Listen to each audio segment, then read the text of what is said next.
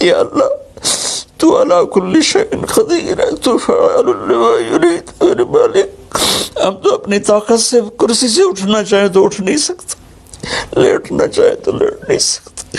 یا اللہ زندگی موت تیرے ہاتھ میں، عزت ذلت تیرے ہاتھ میں، تو ہواؤں کا مالک، تو پانیوں کا مالک، تو سمندروں کا بے حیائی سے، بے پردگی سے ہر بلاک ہمارے دم، لیکن میرے مولا، میرے مالک، رب تو ہی ہے نا یا اللہ، ہم تو تجھے ہی مانتے ہیں میرے مولا، لا الہ الا اللہ کا ہم اقرار کرتے ہیں، یہ تجھے سب سے زیادہ پسند، محمد الرسول اللہ کا اقرار کرتے ہیں جو تمہیں سب سے زیادہ پسند۔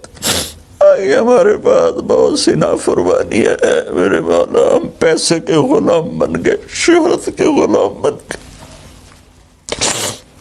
موت کو بھول گئے، قبر کو بھول گئے، تیرے سامنے کھڑے ہونے کو بھول گئے۔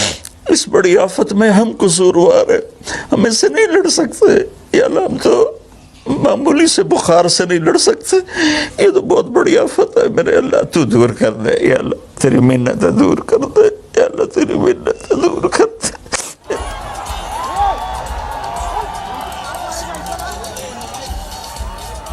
آئے مولوی سن،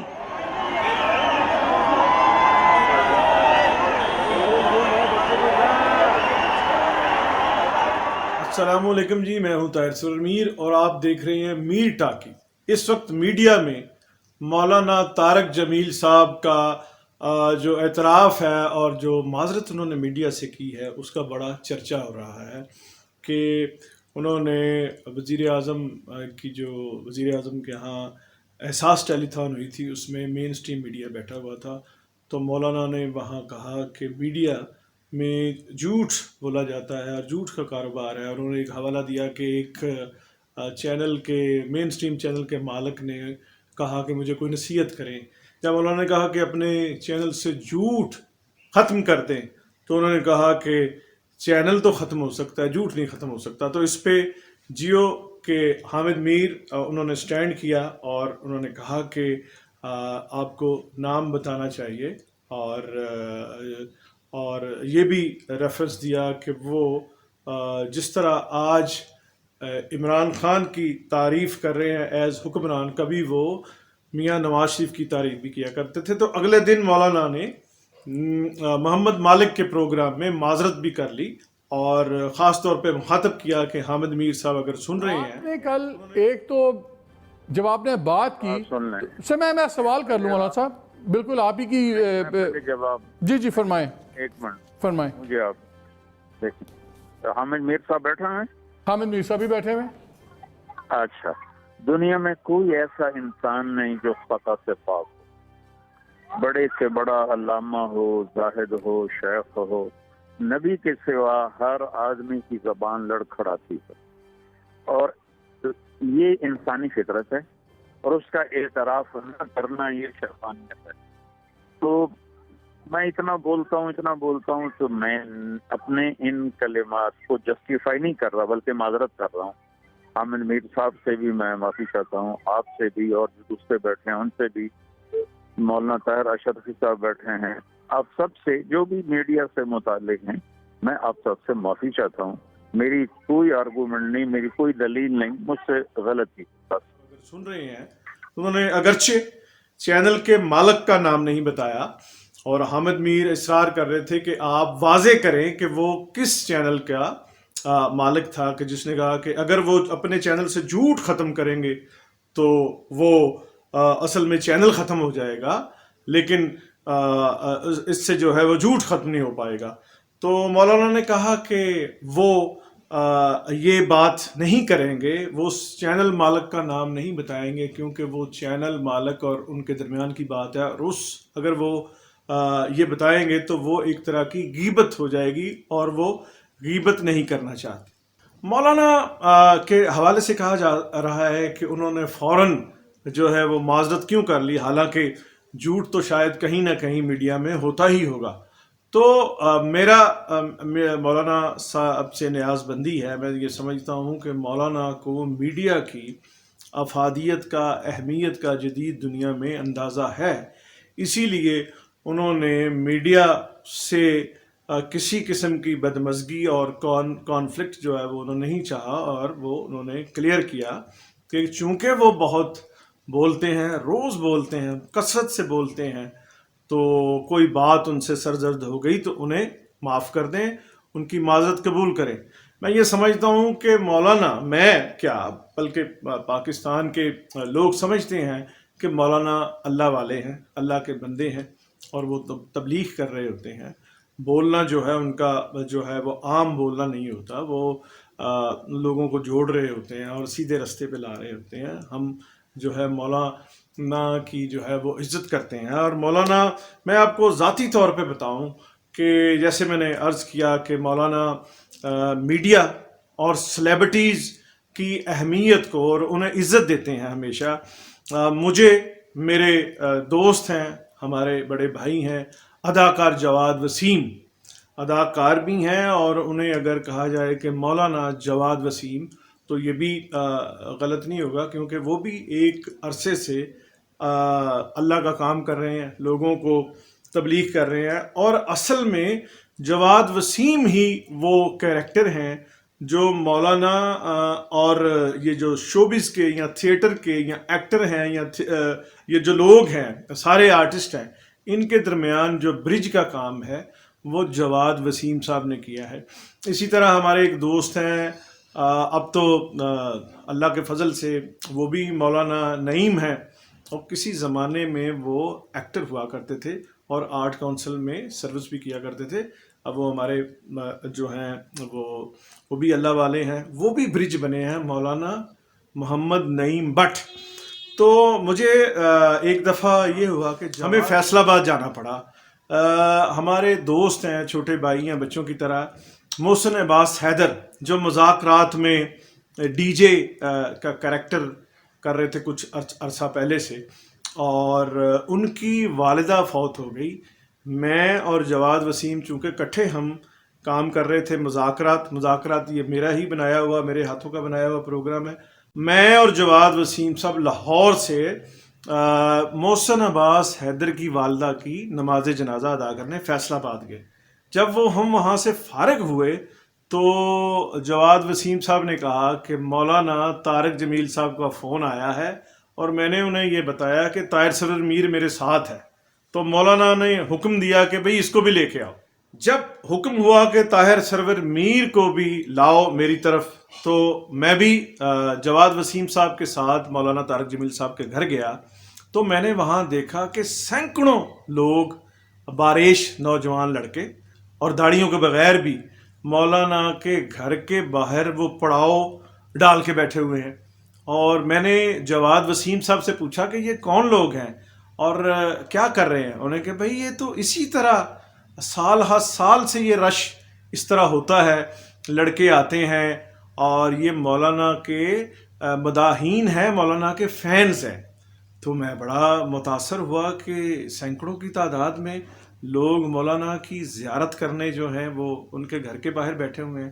خیر ہم اندر گئے، ملاقات ہوئی، مولانا نے بڑا پیار کیا، باتیں ہوئیں، کھانا لگ گیا، کھانا کھایا گیا، اس کے بعد نماز کا ٹائم ہو گیا، وضو کیا گیا، نماز پڑھی، پھر باتیں شروع ہو گئیں، اور بہت دیر کے بعد مولانا نے کہا کہ میرا خطاب ہے آج، یہاں ایک مدرسہ ہے فیصل آباد میں، اگر آپ جوائن کرنا چاہو خوشی سے۔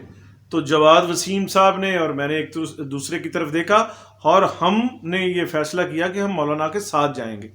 ہم یہ کوئی 2-3 گھنٹے ہو چکے تھے اس دوران جب ہم انٹر ہوئے ہیں مولانا کے گھر، ہم واپس نکلے مولانا کے پیچھے پیچھے، تو وہ رش جو میں نے باہر دیکھا تھا نوجوانوں کا، اس میں کمی ہونے کی بجائے اضافہ ہو چکا تھا، لوگ اور آ چکے تھے۔ تو ان لڑکوں میں سے ایک جب مولانا کو دیکھا تو ہلچل مچ گئی، بھگدڑ مچ گئی، کسی نے تصویر بنائی، کسی نے آٹوگراف لیا، اس طرح سے 2-4 منٹ جو ہے مولانا نے دیے، اور پھر گاڑی میں بیٹھ گئے۔ اب مولانا، وہ بڑی سی گاڑی تھی، بڑی عالی شان گاڑی، ایگزیکٹو گاڑی، مولانا وہ خود ڈرائیو کر رہے تھے۔ تو ایک طرف سامنے مولانا بیٹھے تھے ڈرائیونگ سیٹ پر، ساتھ ایک اور ساتھی تھے، پیچھے میں اور جواد وسیم صاحب بیٹھے تھے۔ تو میں نے مولانا کو کہا کہ یہ میں نے جو نظارہ دیکھا ہے، میں نے بمبئی میں بھی دیکھا ہے، جب بمبئی کا میں نے نام لیا تو مولانا ذرا چونکے اور انہوں نے بیک مرر میں مجھے دیکھا. انہوں نے کہا کہ کہاں دیکھا تھا؟ تو میں نے مولانا کو بتایا کہ مولانا بمبئی میں امیتابھ بچن کے گھر، جو ان کے گھر کا عنوان ہے بلڈنگ کا، وہ ہے جلسہ وہاں. تو مولانا نے جب شاہ رخ خان اور امیتابھ بچن کا نام سنا تو بڑی توجہ سے میری بات سننا چاہیے. انہوں نے کہا کہ بتائیے آپ نے کیا دیکھا؟ میں نے انہیں بتایا کہ مولانا جس طرح سے آپ کے گھر کے باہر فینز کا، مداحین کا، آپ کے پرستاروں کا، آپ کے چاہنے والوں کا رش ہے، اسی طرح شاہ رخ خان کے گھر کے باہر رش ہوتا ہے اور امیتابھ بچن کے گھر کے بھی باہر رش ہوتا ہے، اسی طرح سلمان خان کے گھر میں ہوتا ہے. اور یہ جو لوگ دو ہیں، شاہ رخ خان اور یہ امیتابھ بچن، یہ باہر آ کے ایک ٹائم فکس کر لیتے ہیں، وہ لوگوں کو ویو کرتے ہیں، تھوڑا بہت انٹریکشن کرتے ہیں. شاہ رخ خان کے گھر کے باہر تو منت کے باہر ایک چبوترا ہے، وہاں وہ کھڑے ہو جاتے ہیں. اور خاص طور پہ عید کا جب تہوار ہوتا ہے تو وہ شاہ رخ خان جو ہے وہ آ کے انہیں وہاں سے عید مبارک. تو یہی بین ہی میں نے آپ کے گھر کے باہر دیکھا ہے. اسی طرح فین فالوئنگ جو ہے وہ جیسے بالی ووڈ سٹارز کی ہے، اسی طرح مولانا آپ کی بھی ہے. یہ جب مولانا طارق جمیل صاحب نے یہ میری باتیں سنی تو بیک مرر سے جواد وسیم صاحب جو میرے ساتھ بیٹھے تھے لیفٹ سائڈ پہ، ان کی طرف دیکھا اور کہا، اوے مولوی سن دیکھ، ساڈے چاہن والے سانو میگا سٹار تے سپر سٹار بنا رہے ہیں. مولانا بڑے زندہ دل آدمی ہیں. آپ کو یاد ہوگا کہ انہوں نے شو بز کے بہت سارے لوگوں کو اپنی امامت میں اور اپنی سرپرستی میں حج کروایا ہے. نرگس کا آپ کو یاد ہوگا کہ جب ان کی شہرت نرگس کی عروج پر تھی اور بہت سارے حلقے ہمارے ہاں یہ بھی کہتے تھے کہ وہ ولگر ڈانس کرتی ہیں، فحش ڈانس کرتی ہیں، اور تھیٹر پہ وہ جب کھڑی ہوتی ہیں اپنے ساتھی اداکاروں کے ساتھ تو زومانی بڑی جو ہے لچر گفتگو ہوتی ہے. لیکن مولانا طارق جمیل نے اپنے ساتھ نرگس کو حج کروایا، بلکہ وہ ایک وہاں واقعہ بیان کرتے ہیں کہ میدان عرفات میں کچھ عورتوں نے نرگس کو رنڈی، کنجری، پتہ نہیں کیا کیا کہا، اور وہ اس کا نرگس کا بیچاری کا دل ٹوٹا. تو مولانا نے اس کو جو ہے ان کی تھیراپی کی، ان کی بڑی دلجوئی کی. اسی طرح 2006 میں نرگس میرے ساتھ حج پر تھی. لاہور کا گروپ تھا، اس کے ساتھ ہم گئے ہوئے تھے، اس کو تیار کیا تھا. تو عرفات والے دن وہ شام کو اس کا رو رو کے برا حال تھا. کیا پتہ چلا کہ وہ میٹرس نہیں بچھاتے یہ لوگ جو حج ٹور والے ہوتے ہیں، وہاں 3-4 خواتین بیٹھی تھیں، وہ بھی جا کے بیٹھ گئی.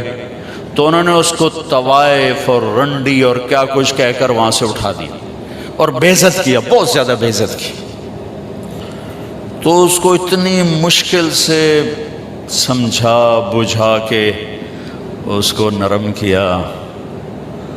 میں نے کہا میں اب کس کے سامنے رونا روں.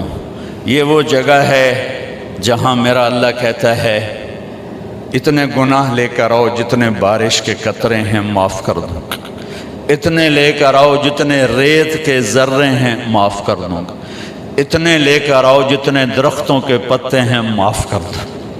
تو ایک طوائف کے پاس اتنے گناہ تو نہیں ہیں کہ وہ بارش کے قطروں سے زیادہ ہو جائیں، یا ریت کے ذروں سے بڑھ جائیں، یا درختوں کے پتوں سے بڑھ جائیں.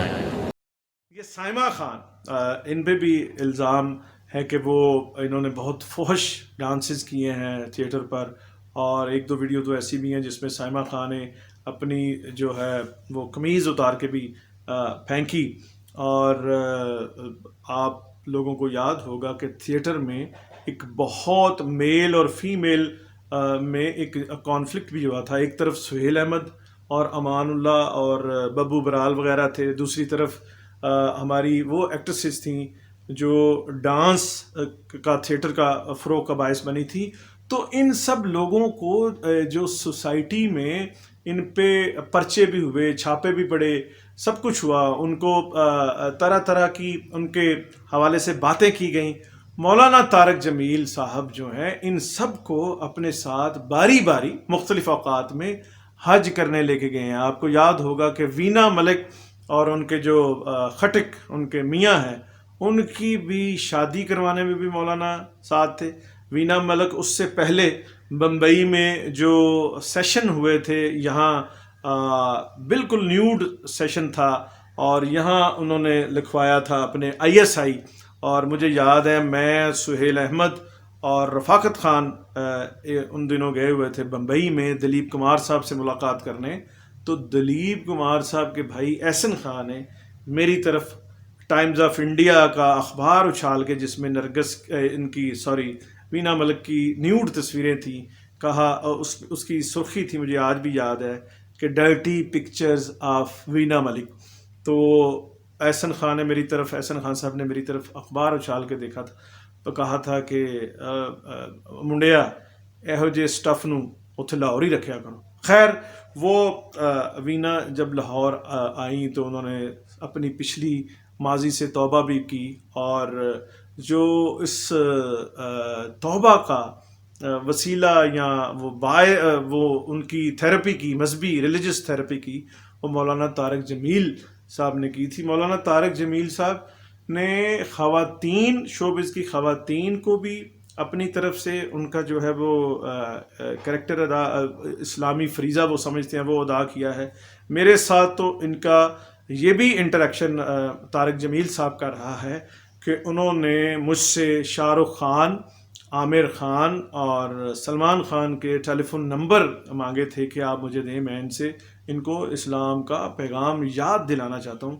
ऑफ कोर्स ये मुसलमान हैं और मुसलमानों के बच्चे हैं और ख़ुद भी मुसलमान हैं, लेकिन मैं इन्हें जो है इस्लाम का पैगाम याद करवाना चाहता हूँ। तो मैंने ये नंबर मौलाना साहब को प्रोवाइड किए थे, और फिर आमिर खान के साथ तो जो है वो मुलाकात भी हुई थी हज के मौका पर। मौलाना उसके बारे में बताते हैं कि वो आधा घंटा उन्होंने कहा था कि मैं मिलूँगा, उसके बाद जो है वो घंटों वो मुलाकात फैल गई।